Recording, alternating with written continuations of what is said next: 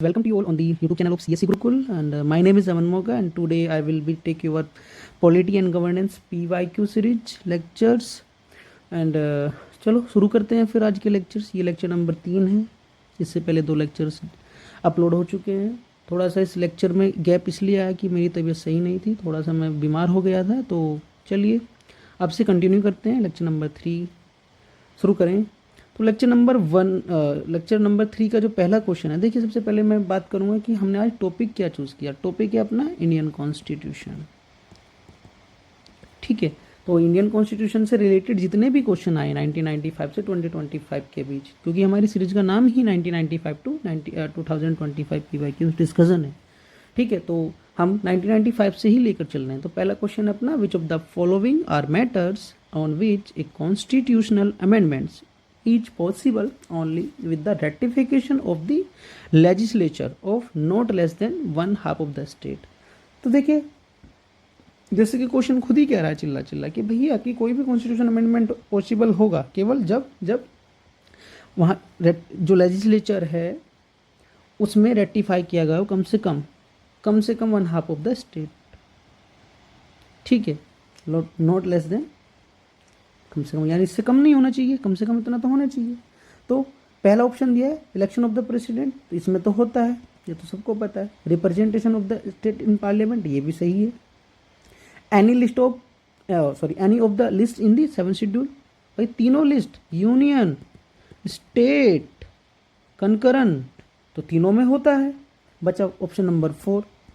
अब option number 4 सही है कि गलत है, देख लेते हैं। Abolition of the legislative council of the state, तो ऐसा बिल्कुल नहीं है। ऐसा क्यों नहीं है? क्योंकि we are the unitary federal. और फेडरल में क्या होता है? फेडरल में क्या होता है कि जो अपना अमेंडमेंट्स हैं वो सारी की सारी पावर सेंटर के पास होती है, ठीक है।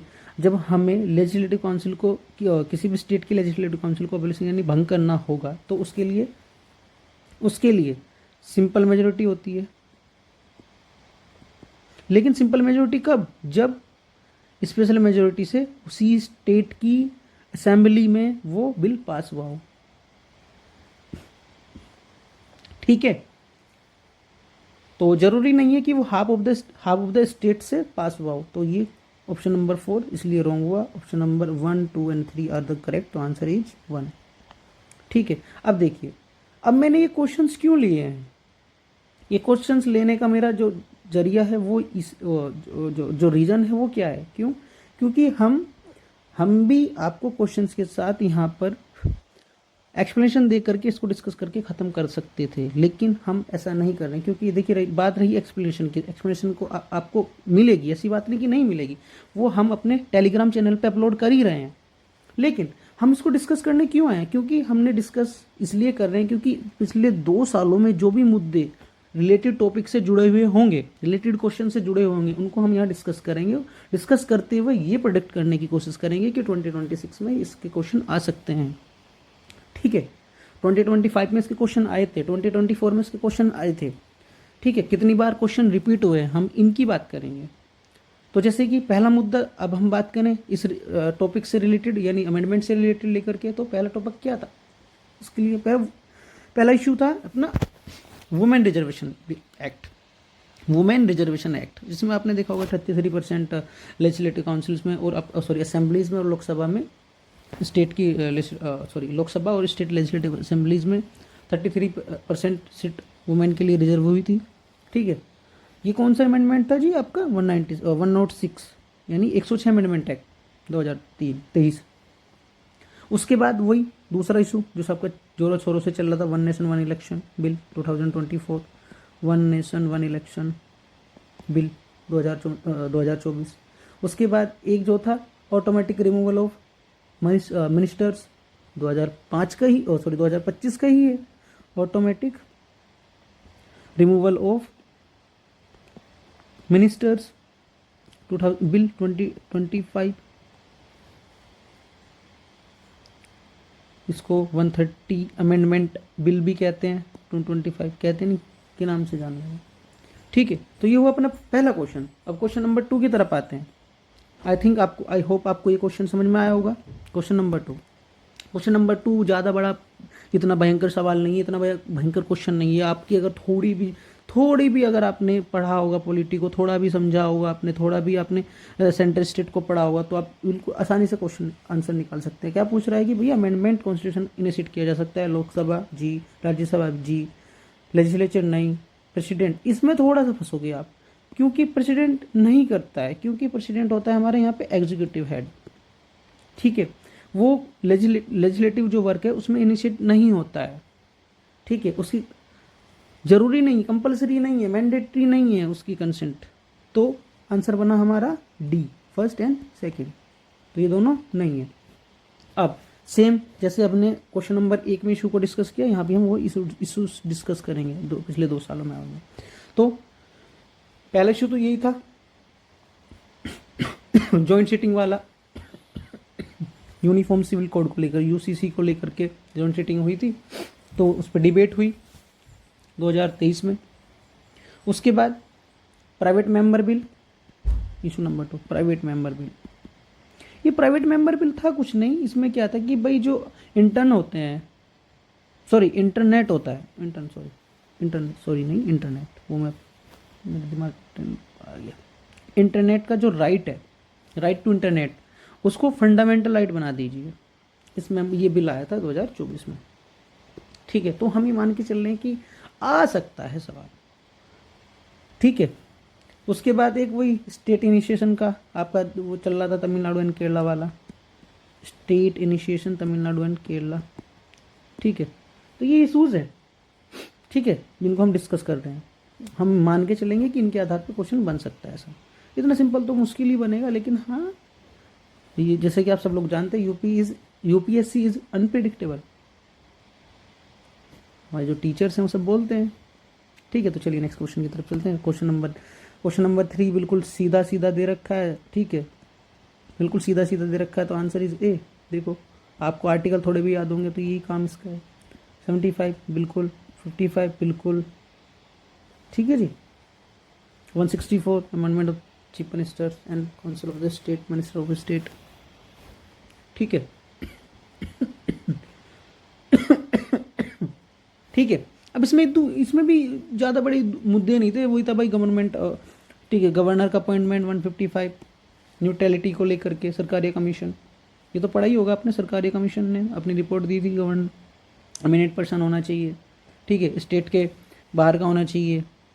आप लोगों ने देखा भी होगा कि एक स्टेट में किसी दूसरे स्टेट के गवर्नर को बनाया जाता है, ठीक है। और एक अपॉइंटमेंट ऑफ पीएम के अपॉइंटमेंट को लेकर के अभी आर्टिकल 75 में एक एरा 2.0 का कोलिशन वाला एरा 2024 में आपने देखा होगा कि एनडीए का जो कोलिशन था, ठीक है, ये वो इशू था। तो ये थोड़ा सा मान के चलेंगे कि हाँ ये फैक्चुअल है, ठीक है। क्वेश्चन नंबर 4 की तरफ आते हैं। क्वेश्चन नंबर 4 देखो, क्वेश्चन नंबर 4 ये थोड़ा सा फंडामेंटल या आपका उससे मिला जुला लगता है ना। चलिए, इंस्ट्रूमेंट ऑफ इंस्ट्रक्टर, देखो इस तरह के, ठीक है, इस तरह के जो वर्ड्स हैं, वर्ड्स बहुत, देखो वर्ड्स जितने प्रीलिम्स में जरूरी हैं उतने ही मेंस में जरूरी हैं, क्योंकि सारा खेल ही वर्ड्स का है। अगर आपने मीन्स पकड़ लिया तो आप आंसर बहुत अच्छा दे सकते हो, आंसर बहुत अच्छा समझा सकते हो। क्या पूछ रहे हैं? Instrument of instructions contain of the government of India, देख रहे हैं क्वेश्चन नंबर 4, जिसको हमने अभी भी डिस्कस किया कि भाई सबसे पहले हम ध्यान देंगे कि जो कीवर्ड क्या है। कीवर्ड में जैसे इंस्ट्रूमेंट ऑफ इंस्ट्रक्शंस की बात की गई है 1935 के act, government of India act को लेकर के। बाद में फिर ये बोला गया कि भाई 1950 में इनको इनकॉर्पोरेट क्यों किया गया, किस आधार पर किया गया। तो डीपीएसपीज थे, क्योंकि इंस्ट्रूमेंट ऑफ इंस्ट्रक्शन का मतलब होता है कि वो इंस्ट्रक्शंस जो एग्जीक्यूटिव के लिए दी गए हों, ठीक है। अब इनका थोड़ा सा बैकग्राउंड देखें तो बैकग्राउंड में यही है कि जो 1935 का आपका गवर्नमेंट ऑफ इंडिया का एक्ट था, उसके आधार पे गवर्नर जनरल को ये इंस्ट्रूमेंट, ये गाइडलाइन दी गई थी ब्रिटिश गवर्नमेंट के द्वारा कि भाई आप जो है ना इसके आधार पे काम करेंगे, ठीक है। ये आपके ऐसा काम करेंगे कि जैसे कोड ऑफ कंडक्ट की तरह काम करते हैं, गाइडलाइंस होती है, ठीक है। बाद में उठा करके 1950 में इनको ऐसे कैसे हमने अपने पार्ट 4 में रख लिया, पार्ट 4 में रख लिया इंडियन कॉन्स्टिट्यूशन के एज ए डीपीएसपी। अब ये जो डीपीएसपी थे ये हमने इसलिए रखे गए क्योंकि इनका जो पर्पज था वो कोड ऑफ कंडक्ट की तरह एडमिनिस्ट्रेशन को देना, साथ में 1935 में ये फोकस करते थे कॉलोनी मैनेजमेंट के लिए, लेकिन 1950 में ये फोकस करने लगे, हम इनको लेके आए वेलफेयर स्टेट और सोशियो इकोनॉमिक डेमोक्रेसी के आधार पे। क्योंकि इनका काम क्या है भाई, वेलफेयर स्टेट की स्थापना करना, सोशियो इकोनॉमिक डेमोक्रेसी की स्थापना करना। अगर आप आज के रूप में अगर इनको पढ़ोगे तो ये इनका यही काम है, ठीक है। हालांकि जो आपके बी आर अम्बेडकर जी बोलते हैं कि भाई ये जो डीपीएसपीज है ना, वो भी इंस्ट्रूमेंट ऑफ इंस्ट्रक्शन की तरह ही है। उनमें केवल डिफरेंस ये ही है कि ये दोनों के दोनों इंस्ट्रक्शन है, किसके लिए, लेजिस्लेचर और एग्जीक्यूटिव दोनों के लिए, ठीक है। समझ में आया होगा आपको ये आपको इनका नेचर तो पता ही होगा, जस्टिसेबल है, नॉन जस्टिसेबल है। डीपीएसपीज तो होते नहीं है, लेकिन इंस्ट्रूमेंट ऑफ इंस्ट्रक्शन 1935 में जस्टिसेबल भी नहीं थे, आज भी नहीं है, तब भी नहीं थे, ठीक है। हमने आयरिश कॉन्स्टिट्यूशन से इनको लिया है, ठीक है। अब ये हमने इसके जो इश्यूज हैं वो हम इन पर डिस्कस करते हैं। जैसे पहला तो वही यूसीसी वाला डिस्कस जो इशू था वो, दूसरा सेपरेशन ऑफ जुडिशरी आर्टिकल 50, क्योंकि नेशनल जुडिशियल अपॉइंटमेंट कमीशन एनजेएस, ठीक है। इंस्ट्रक्शंस का मतलब क्या है कि भाई जुडिशरी को सेपरेट रखेंगे एग्जीक्यूटिव से, लेकिन रूट वही होगा, है क्या नहीं। तो आई थिंक आपको ये क्वेश्चन भी समझ में आएगा। तो इसका आंसर डीपीएसपीज है, ना फंडामेंटल राइट है, ना extend executive power of the state है, और ना ही आपका कंडक्ट बिजनेस को लेकर के। नेक्स्ट क्वेश्चन की तरफ हम चलते हैं। Question number 5, which of the following is are not necessarily of the consequences of proclamation of the president rule in India, sorry in state. किसी भी स्टेट में अगर हमें प्रेसिडेंट रूल को प्रोक्लेमेट करना है तो उसके लिए क्या क्या कॉन्सिक्वेंसेज होंगे। तो कॉन्सिक्वेंसेज, पहला consequence dissolution of the state legislative assembly, तो ये होगा, हाँ जी। दूसरा, removal of the council of the ministers, okay. तीसरा, डिसोल्यूशन ऑफ लोकल बॉडीज। देखो, बात करें हम पहले की तो है, दूसरे की करेंगे तो उसको भी साइड रख लेते हैं, तीसरा तो होता ही होता है।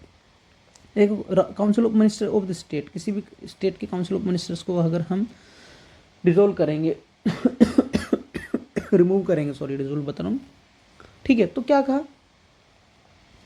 तो इससे कोई फर्क तो नहीं पड़ेगा, लेकिन इन दोनों से फर्क पड़ेगा। भाई आपने स्टेट लेजिस्लेटिव असेंबली को ही भंग कर दिया, तो क्या कहा, सबके सीधा सीधा मतलब क्या हो गया भाई, कॉन्स्टिट्यूशनरी मशीनरी फेल हो गई। भाई डिसॉल्व, सस्पेंड करना डिसॉल्व करने की बात है, क्योंकि अगर ये होगी तो ये तो ऑटोमेटिक हो जाएंगे, ये तो बचेंगे ही नहीं। और तीसरा, वही कॉन्स्टिट्यूशनल मशीनरी, भाई लोकल बॉडीज हो, असेंबलीज हो, एक ही काम होता है, ठीक है। भाई जैसे प्रेसिडेंट रूल इम्पोज होगा तो काउंसिल ऑफ मिनिस्टर तो इनका तो कुछ काम ही नहीं होगा, तो ये तो नहीं होगा। तो आंसर इसका 1 and 3 ओनली, 1 and 3 यानी बी आंसर है इसका, ठीक है। आपको इसकी एक्सप्लेनेशन हमारे टेलीग्राम चैनल पे मिल जाएगी, डोंट वरी। हम केवल यहाँ पे आपको इश्यूज, क्वेश्चन आ सकता है, क्वेश्चन किस तरह आप सोल्व करोगे प्रायर नॉलेज के आधार पे। अगर प्रायर नॉलेज में थोड़ा भी आपको फर्क, मतलब थोड़ा भी आपको ऐसा लगे, भुलाहट लग रही है, तो आप कैसे इसको हैंडल करेंगे, हम वो यहाँ पर बताने आए हैं आपको, ठीक है। तो आई थिंक ये आपको समझ में आया होगा। तो अब देखो इसके भी इशू यही है कि भाई अभी 1994 और 2024 में अभी मोटा मोटा कितना 50 साल हो गए क्या, नहीं 50 नहीं 40 साल हुआ है, ठीक, हाँ ठीक है। तो ये क्या हुआ अभी, SR बोमई केस आप लोग सब जानते होंगे, सेफगार्ड 1994। तो कोर्ट ने प्रेसिडेंट को ये बताया गया है कि प्रेसिडेंट सस्पेंड कर सकता है असेंबली को, ठीक है। It can be dissolve only after the proclamation of the both house of the parliament, ठीक है। भाई सस्पेंड आप कर सकते हो, कोर्ट ने रूल किया कि प्रेसिडेंट ओनली सस्पेंड कर सकता है, डिसॉल्व नहीं कर सकता जब तक दोनों के दोनों हाउस से, पार्लियामेंट के हाउस से अप्रूवल नहीं मिला। ऐसा अभी ये हुआ है 2 क्राइसिस में, महाराष्ट्र क्राइसिस और मणिपुर क्राइसिस 2024, और महाराष्ट्र का जो क्राइसिस हुआ था 2022 एंड 2023, ठीक है। वैसे ही आप जम्मू एंड कश्मीर का देखोगे तो वहाँ पे भी प्रेसिडेंट रूल हुआ, ठीक है। तो ये क्वेश्चन, ये 2 मुद्दे थे, ठीक है, क्योंकि मणिपुर वाला मुद्दे आप देखोगे तो वो ज़्यादा ही न्यूज़ में था, तो इसलिए मैं इसको लेके आया।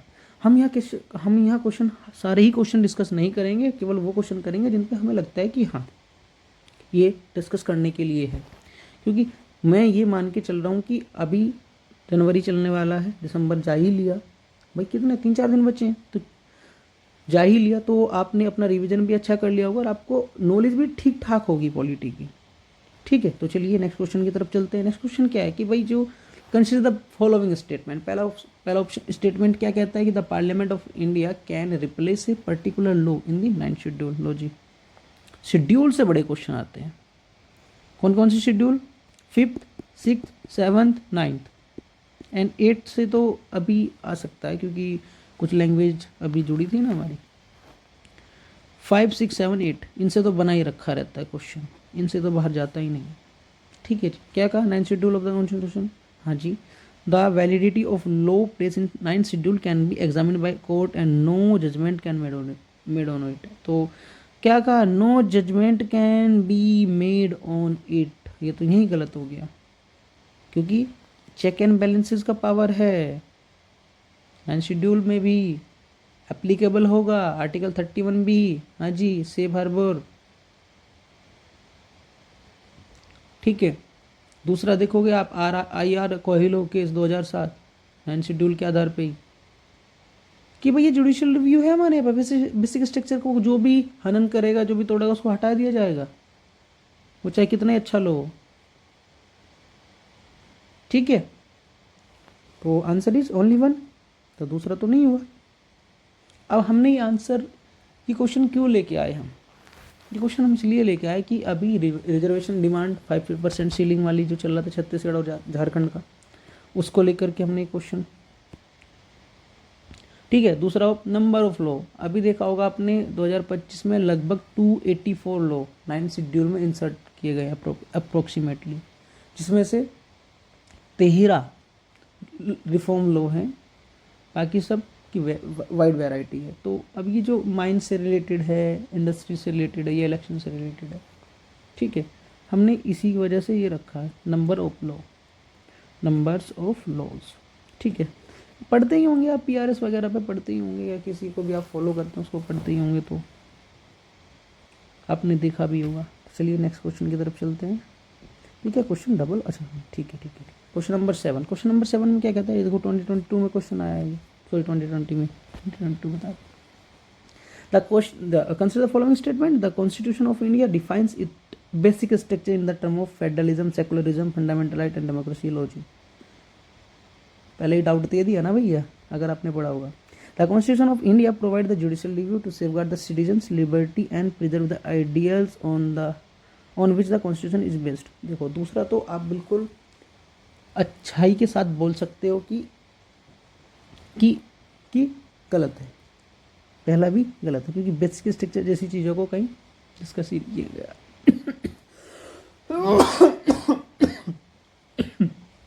क्योंकि ये क्या है? ये डॉक्ट्रिन्स है, बेसिक स्ट्रक्चर एक डॉक्ट्रिन है, ये डॉक्ट्रिन कहीं लिखी नहीं है। ये तो स्पीड के रूप में जब आपका केशवानंदन भारती केस हुआ था, तो कोर्ट ने किया था, इसको माना था कि हाँ भाई ऐसा हो सकता है। ठीक है, अब क्या कहा? कॉन्स्टिट्यूशन में कहीं डिफाइन है ही नहीं। ठीक है, अब जुडिशियल इनोवेशन को देखो, क्योंकि कोडिफाई तो कहीं किया नहीं गया है, कॉन्स्टिट्यूशन में कोई डेफिनेशन दी नहीं गई है। लेकिन हाँ, पावर है जुडिशियल रिव्यू की, जैसे आपका आर्टिकल 13 की बात करें, आर्टिकल 22 की बात, सॉरी 32 की बात करें, या 226 की बात करें, तो उसमें है। ठीक है, तो इसका आंसर क्या होगा भाई आपका? ना तो 1 ना 2। ठीक है, अब हमने ये क्वेश्चन क्यों रखा? क्योंकि बेसिक स्ट्रक्चर डॉक्ट्रिन के पूरे 50 साल हो चुके 2023 एंड 2024 में। ठीक है, अब आप कहोगे कि यार ये तो 2023 और 2024 तो 2 साल पहले, तो उसका सवाल तो आया होगा, लेकिन हम फिर भी डिस्कस करेंगे।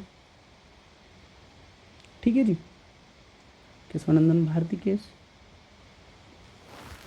50 साल पूरे हुए थे, इसलिए हमने इसको फिर से रखा, क्योंकि ये मतलब ये टॉपिक है। ये मैं आपको ये कहने नहीं आऊँगा कि आ ही गई, मैं तो ये कहूँगा कि भाई ये टॉपिक है, आप पक्का कर लीजिए।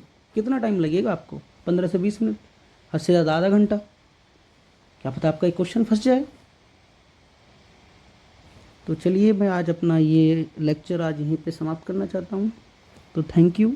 आप फीडबैक दीजिए, कमेंट कीजिए और छोटी सी हेल्प कीजिए हमारे चैनल को सब्सक्राइब करके, ताकि आने वाली जितनी भी नोटिफिकेशन है वो आपको टाइम से मिले और आपकी तैयारी सुचारू रूप से चलती रहे। धन्यवाद। जय हिंद, जय भारत।